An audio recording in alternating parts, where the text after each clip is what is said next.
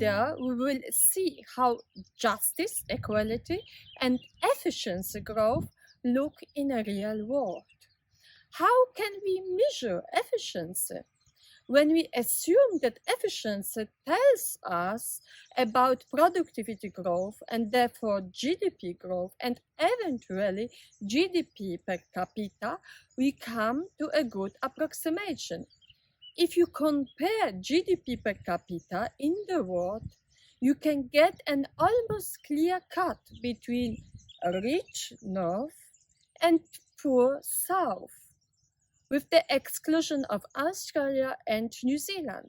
However, if you wish to make a forecast, you have to consider GDP growth and population growth, which in turn depends on the number of children born in the society and, of course, the mortality and the expected length of life at birth. So, if we look on countries in which economic growth and population growth goes in different directions, positive for North, negative for South, we can expect the further polarization of wealth. The situation in the South is even worse when we consider the inequalities within some of these countries, South Africa, for instance. These are measured by the Gini index. The higher the index is, the higher inequality is.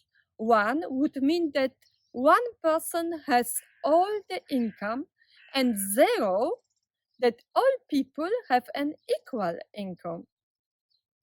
Scandinavian countries have relatively low inequality, and Africa, South America, and some neoliberal countries like US have high inequality.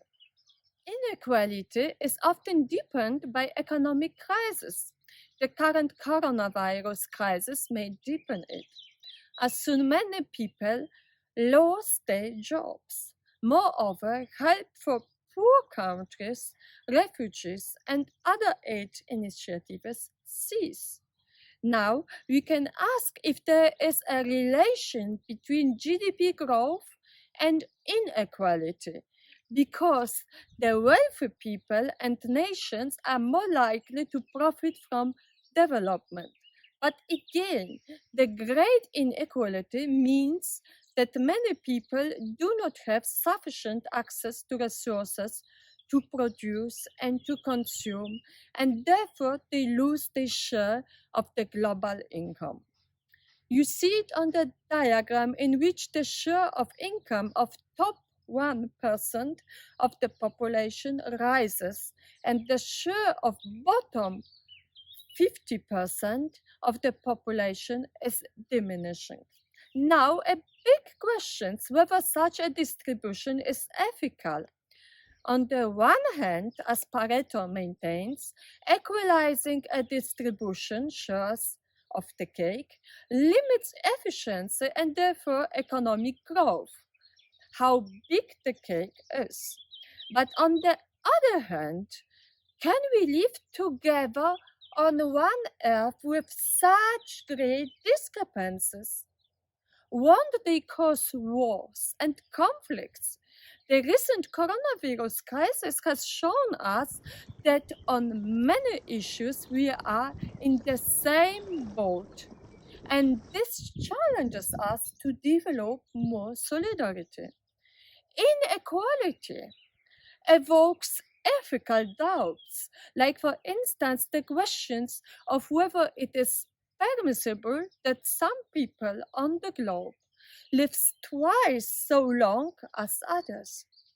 See these aspects of differences comparing over measures of well-being like HDI, Human Development Index, or Happiness Index. They show us a similar picture. The poor South, where life expectancy and education level are low, and the rich North, where people live longer and are educated for longer.